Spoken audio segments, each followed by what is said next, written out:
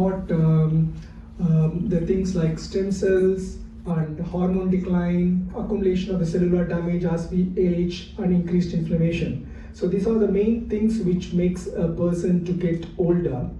And what we can do to influence this longevity is try to see how we can modify the non-modifiable factors, and also see how we can modify our lifestyle, our food intake, how to control the stress and various lifestyle changes.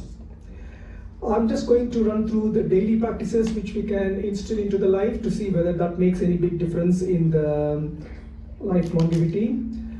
The first thing which I wish everybody to give a try is waking up without an alarm. It's a big ask. It's sometimes quite impossible on a day if you're having a morning clinic or a theater or something going on.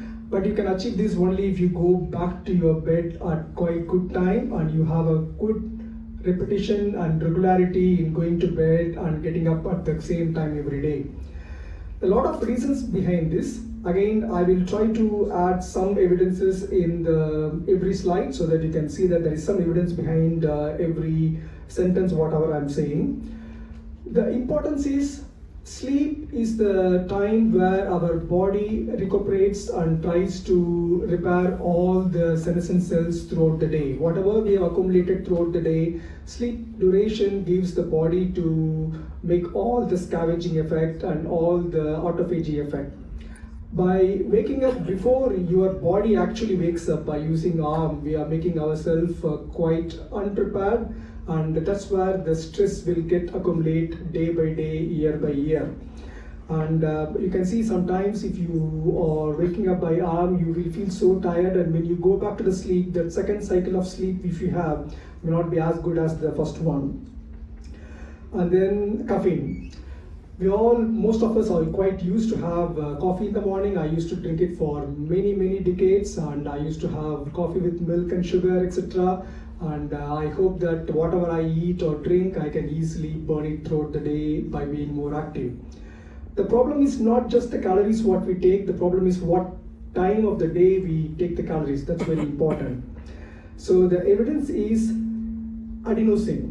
Adenosine is a chemical which we slowly accumulate throughout the day, and once it gets beyond a certain limit, that gives you the tiredness. That's the reason for the mid-afternoon slumberness or making you to sleep late in the night. What happens is, if we have a coffee early in the morning, the coffee blocks the receptors which adenosine fights to work. So that what gives you that early morning kind of a very nice awakening morning and very nice freshness. But the adenosine in the body is still lingering around, and if you are able to keep the freshness with the help of a coffee in the morning, by around mid-morning when the coffee's half-life is down, then this adenosine will creep in, make you to have one more coffee at mid-morning, and that continues into the mid-afternoon, evening, etc. So if you are able to spend maybe initial 2 hours without coffee, you can have a breakfast directly. That will help your body yourself to metabolize all the adenosine so that you won't be having that craving for coffee in the mid-morning or later in the days. And next one is the cold shower. Quite difficult, especially in a country like ours, but it has got a lot of evidence behind that. I'm sure most of you are quite interested in exercise, spending the calories and making enough steps in a day, etc. But there is something like bank investment. So what happens in the bank if you make a very intelligent investment, like for example mutual fund, your money works for you. So like that, how this cold shower works is, it creates a type of fat known as brown fat in the body. Brown fat is quite good in spending all the energy what we are accumulating over the day and over the years, and so it will help us to easily attain the correct body mass index or whatever you are aiming for. If you see, I'm sure all of you may be researching and learning about these lifestyle changes. There are lots of snaps on like have a good sauna and then go for a ice cold bath. And this is the reason why the ice cold bath is also quite good for recovery for those who are having a good tennis match and big players, etc. But how we can implement in our day? You can't have ice cold bath every day. You can't fill your bathtub with ice every day, which is not economically possible. The easiest way is, after your shower, you can have your warm, good shower as normal. Just try to spend maybe 15 seconds, 30 seconds, 1 minute, 2 minutes, gradually increasing and train yourself with a coldness. As much cold as you can and as much longer seconds or minutes as you can. That will help you to build good amount of brown fat, and brown fat is absolutely protective against any atherosclerosis or stroke or CVA, etc. And that's the easiest way to produce a good amount of brown fat, which will work for you when you are not doing your cardiac exercises. There are a lot of evidences on improving the brain function, and I come across this article where how we can medically use ketamine in improving the brain function or changing how the brain works. So what happens with ketamine is it literally regulates the cortical function, and the usual path in the brain, like for example, most of us are right-handed, most of us wish to walk to a hospital through a specific staircase or use a specific lift. We try to enter the hospital and turn left and turn right in a specific manner. We have our own pattern.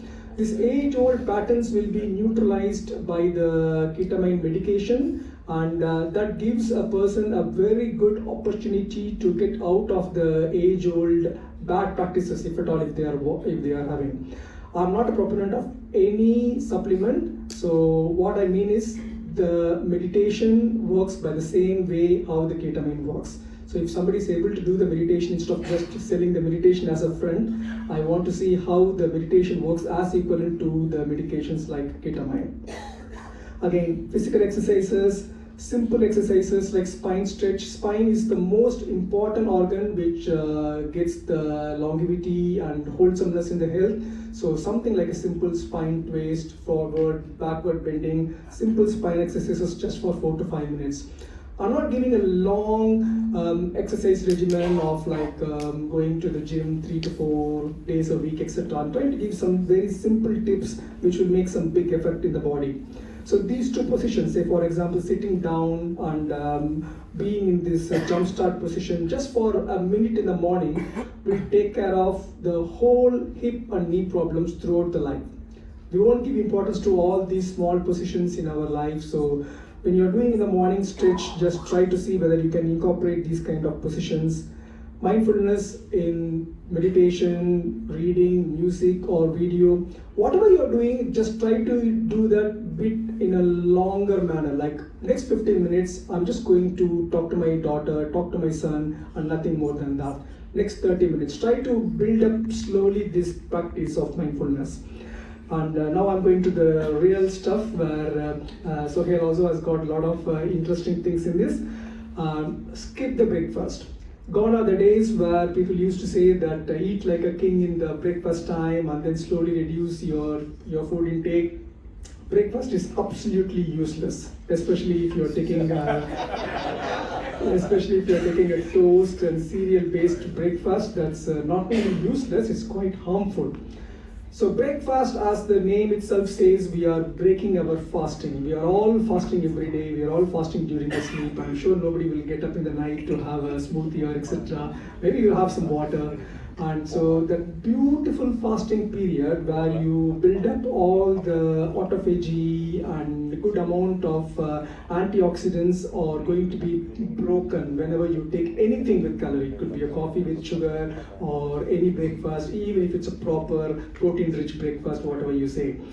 And the only thing acceptable is maybe like a black coffee or tea where there is no calories at all, plenty of water in the morning, and if at all you can't skip breakfast, try to make it a very savory breakfast rather than the sugar or the sweet-based breakfast. Try to skip the breakfast in a very gradual manner. Say for example, you always have something like a toast with a jam or butter in 7 o'clock in the morning and start for your job at 8 o'clock. Take the same sandwich in your hand and try to push it to 8:30, push it to 9 o'clock, push it to your mid of your morning session like mid-clinic or something like that. try to push your breakfast as late as possible. It's quite difficult. When I practiced it, it took almost like, I will say, easily painful 6 months, and okay, another 6 months to get it completely off the breakfast, and that made a very big difference. The body will cheat us by giving a lot of hungerness. You can get palpitation, you will get sweating, you feel as if your morning session is not going to run and you're going to get slowed down. All the drama will happen. But if you persist, your body will know that, okay, this guy is not going to feed me the breakfast, so there is no point in creating all these alarm signs, and then slowly it will settle down. And then the best food time is 12 o'clock to 2 o'clock in the afternoon. Our digestion has direct relation with the sun's phase. So whenever the sun is at the maximum potency, sometimes in UK it's like 4 o'clock in the evening or 5 o'clock in the evening. So that's where the food will get digested, and you will get a kind of a very good satiety, and the digestion will be at the best. And that's the best time for digestion, and enjoy food without any distractions, and enjoy in hand if you are in home at least, and prevent that will prevent a lot of food intolerances. So your best food should be the lunchtime or the late lunchtime food. And fasting, again, a lot of you may know about the fasting, many of you may be practicing here and there, and I'm sure Sohail will add more on his presentations. And diet is one of the largest factor affecting the longevity and healthy aging, and fasting is a very, very key thing in that. After the fasting, there are various methods, like for example, the fasting could be like you can have a 24 hours fast once in a year, you can have 3 days fast like once in 6 months, or you can have like a weekly 1 day fast, monthly 1 day fast. There are a lot of religious reasons for also fasting. The other way is just incorporating fasting in your day-to-day routine, like for example, skipping the breakfast. Have to try to have a earliest possible dinner, so that if you finish your dinner say around 6 o'clock or 7 o'clock in the evening, that gives you a very nice fasting phase throughout the evening and night. And this slide clearly says that what are all the changes happening with the fasting, and if you see the maximum the outcome or the good output starts if you are able to fast after 72 hours, if you are able to extend into 72 hours. Of course, this should be done with caution. Those who are diabetic, for example, you need to take appropriate medical advice, and it's better to do it with appropriate guidance. And these are all the antioxidants. On the left side are all the replacement medications where you can buy them in the supermarket or in the pharmacies, and everything is coming in a packed one, while on the right side is the same equivalent available in the natural food. So how we can take the natural food and get the same antioxidants what we are supposed to get with the supplements. And workouts, again, the one thing which is very well proven is the high intensity interval training. There is again no need to go to the gym to do these kinds of well-planned, programmed workouts. If you're walking from point A to point B, maybe for 30 minutes, just try to walk as fast as possible, just for 1 minute, and get your heart rate as high as possible, and then walk in a relaxed manner for next 5 minutes. Again for 2 minutes, try to get your best heart rate. Your expected heart rate during this high intensity interval training is something like 60 minus 220. So age minus 220. So based upon your age, you should be able to have a good heart rate. What's happening in this high intensity training which you're doing properly in the gym or in your day-to-day walking, or even climbing up a staircase, just 3 flights of staircase, just climb as fast as you can in one fly and then go slow. The rest periods in this high intensity workout is very important. That's where we are giving enough time for the muscles and bones to recover itself, and that is where the main fruit of the outcome is. So there is no point in having a continuous strenuous exercise. You should have an appropriate break in between. These kind of high intensity workouts in the short duration create what is known as salvageable, completely repairable micro tears in the muscles, and it creates a kind of a micro tears in the tendons, that micro tears creates a kind of a stress in the body, and your body is like your car or like any of the instruments which you use for your day-to-day life. And the body starts thinking that, okay, this person is going to give me this kind of strenuous challenges on and off, so I need to prepare this instrument as good or as strong as needed. So that was makes your muscles and bones and tendons stronger. It prevents maybe future fractures, etc. And it also gives us the stem cell regeneration. Complete as much of your work as within a day. It's very difficult. I try my best. I try to answer all my emails. At least my secretary will know what I'm doing. I will try to do as much of emails as possible throughout the day. If anything spills out, try to do it in the next day, and have a weekly cleaning regimen on maybe like a Friday afternoon session and a monthly cleaning regimen in one of the month and week.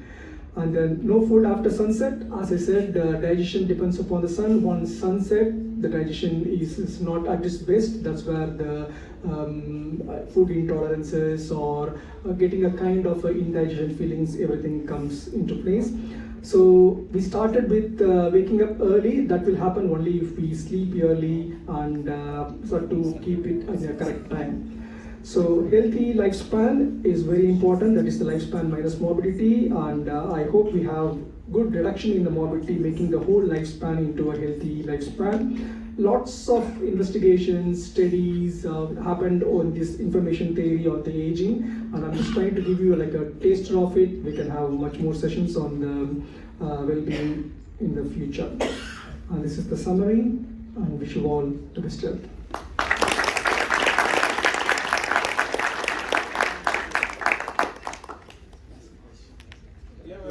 Time for a couple of quick questions.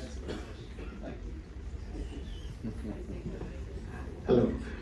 Fantastic talk. I wish my son was here because he's making my monthly expenses go very high with organic foods and things. You know? He also tells me about the blue zone, the Wim Hof, who is the ice cold man. You must have heard from Dutch and things.